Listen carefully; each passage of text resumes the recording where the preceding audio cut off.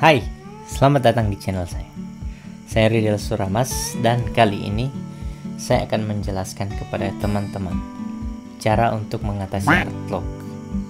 Kalau teman-teman tidak tahu apa itu art block, ya intinya art block itu kita mau menggambar tapi tidak tahu gambar apa, ya ujung-ujungnya jadi nge-scroll TikTok sampai jam 2 subuh. Jadi di sini saya akan menjelaskan cara saya mengatasi art block. Nah, di sini saya akan menjelaskan 7 poin cara untuk mengatasi art block itu. Pertama adalah pemanasan. Nah, sama seperti olahraga, menggambar juga butuh pemanasan. Apalagi ya, kalau misalkan kita sudah lama tidak menggambar dan kita kembali mau menggambar, ya pasti akan terasa kaku pada awalnya.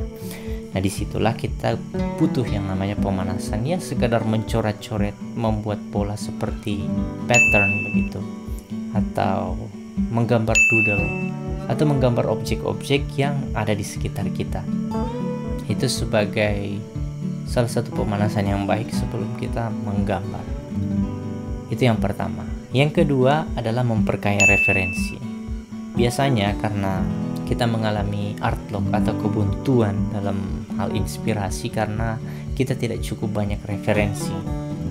Nah, di sini kita bisa melihat karya-karya orang, mengulik karya-karya orang, dan sekarang kan sudah mudah ya kan mengakses informasi. Kita bisa lihat karya-karya orang lewat Google Image, atau yang paling bagus tempat untuk mencari inspirasi itu lewat Pinterest. Di situ banyak inspirasi dari karya-karya orang yang bisa kita lihat, dan di situ juga saya mencari inspirasi. Yang ketiga adalah mencatat inspirasi yang muncul.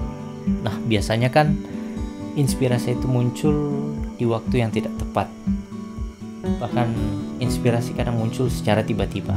Biasanya inspirasi muncul saat di toilet, saat kita bersemedi atau sedang mandi, atau juga saat kita sedang berkendara. Biasanya inspirasi muncul. Nah, ketika inspirasi itu muncul, teman-teman catat. Pokoknya sebisa mungkin dicatat. Teman-teman bisa catat di HP, atau mungkin teman-teman bisa mencatat di buku. Tapi ya biasanya kan HP jadi alat yang selalu kita bawa kemana-mana, jadi itu yang paling mudah. Tapi saya juga membeli satu buku. Nah, ini satu tips dari saya. Teman-teman membeli buku yang bagus. Jadi membeli satu buku yang bagus untuk menampung inspirasi teman-teman. Biasanya saat saya mendapat inspirasi, saya mencatat di HP.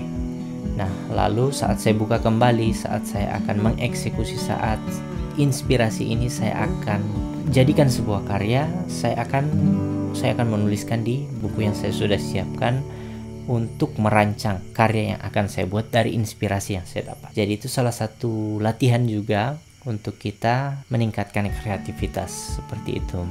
Jadi biasakan untuk merancang juga, merancang apa yang kita buat, membuat perencanaan. Nah, itu yang ketiga. Yang keempat adalah menanamkan mindset ke dalam diri kita. Ini seperti menghipnotis diri, tapi yang saya maksud bukan menghipnotis bukan. Jadi hal yang saya maksud di sini adalah menanamkan mindset, menanamkan semangat kepada diri kita. Nah, contoh paling sederhananya seperti ini.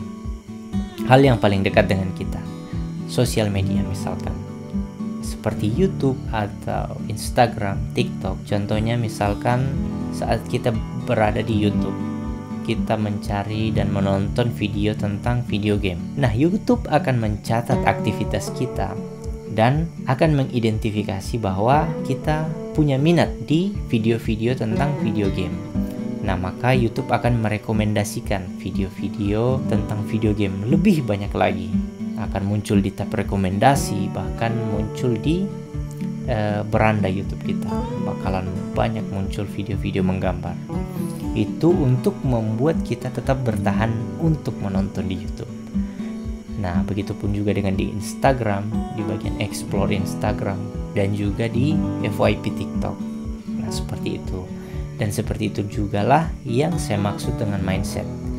Jadi, kita bisa mengatur apa yang kita tonton. Dan saran saya, perbanyak tontonan-tontonan yang bersifat kreatif. tontonan-tontonan yang menyangkut dengan apa yang kita minati, seperti menggambar, seperti berkarya, untuk membangun mindset kita, membangun mindset kreatif kita. Karena apa yang kita tonton akan membentuk diri kita. Jadi perbanyak tontonan-tontonan inspiratif, tontonan-tontonan kreatif agar memberikan semangat kita untuk berkarya, dan kurangi tontonan-tontonan yang bersifat negatif. Jadi seperti itu. Nah, ini hitung-hitung juga untuk memperbanyak referensi kita, dan selain itu juga menanamkan semangat untuk kita menggapai impian. Seperti itu. Tapi saya tidak melarang kita untuk menonton yang lain. Seperti itu ya, kita juga butuh hiburan ya kan. Jadi tidak apa-apa. Intinya di sini memperbanyak tontonan yang menyangkut dengan minat kita. Kemudian yang kelima adalah membuat lingkungan menggambar kita nyaman. Buat lingkungan menggambar teman-teman nyaman, bersih, tenang, kemudian pencahayaan yang baik, dan juga saat menggambar teman-teman memutar musik untuk meningkatkan mood teman-teman saat berkarya. Yang keenam, tadi pada lingkungan menggambar kita dibuat senyaman mungkin. Yang keenam ini adalah membuat diri kita senyaman mungkin. Nah, dengan mandi misalkan, tidur yang cukup, dan juga olahraga tentu saja. Ini jadi seperti penjelasan tentang kesehatan, tapi serius. Ini juga penting karena kalau badan kita fit, badan kita sehat, mood kita bagus, ya kita bisa berkarya, inspirasi bisa datang. Dan yang terakhir, yang paling penting adalah berlatih. Bagaimana kita konsisten dengan apa yang kita buat, apa yang kita kerjakan. Karena dalam menggambar, membuat suatu gambar yang bagus itu tidak bisa dalam sekali duduk. Dan tentu saja dalam bidang-bidang lain juga kita perlu yang namanya berlatih. Nah, seperti itu. Jadi, saya ulangi kembali. Yang pertama tadi adalah pemanasan. Kemudian yang kedua, memperbanyak referensi. Yang ketiga, mencatat inspirasi-inspirasi yang muncul. Yang keempat, menanamkan mindset. Kemudian yang kelima, membuat lingkungan kerja kita, lingkungan menggambar kita nyaman. Yang keenam, membuat diri kita nyaman. Dan yang terakhir adalah latihan. Nah, semoga penjelasan saya ini bermanfaat. Sampai jumpa di video-video selanjutnya.